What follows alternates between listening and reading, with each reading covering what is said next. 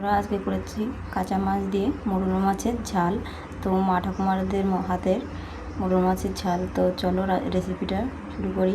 আর দারুণ লাগে খেতে, একটা তরকারি দিয়েই কিন্তু ভাত খাওয়া হয়ে যাবে।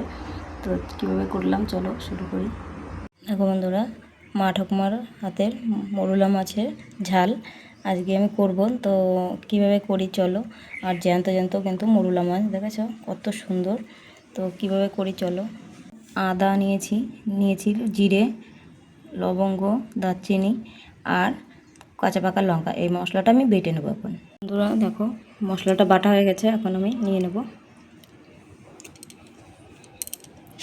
এখন দিয়ে দেবো হলুদ, দিয়ে দেবো লবণ আর একটু তেল, সর্ষের তেল দেবো। দিয়ে সুন্দর করে মাছটা আমি মেখে নেব। আমরা খুব সুন্দর করে কিন্তু আমি মেখে নিয়েছি। মেখে আমি 10 মিনিট ঢাকা দিয়ে রেখে দেবো। 10 মিনিট হয়ে গেছে। তো এখন আমি তেলটা কড়াই বসিয়ে দিয়েছি, তেলটা গরম হয়ে গেছে। এখন দিয়ে দেবো সাদা জিরে। তেলটা একটু বেশি দিতে হয়, তাহলে ভালো লাগে খেতে। আর দিয়ে দেবো জিরে আর তেজপাতা। এখন দিয়ে দেবো মাছটা, দিয়ে একটু নাড়াচাড়া করবো।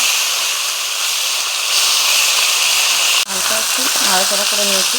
তো এখন আমি দিয়ে দেবো জলটা।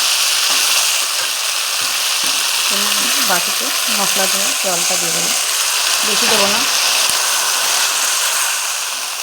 এখন গ্যাসটা কমিয়ে দেবো, হালকা হাতে হতে থাকবে। একটু ঢাকা দিয়ে দেবো। ঢাকনাটা খুলে দেবো, দেখি কত সুন্দর।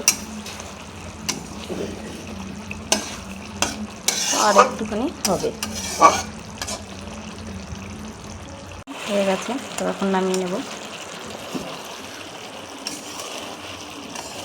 সুন্দর হয়েছে, দেখেছো, দারুণ খেতে লাগে।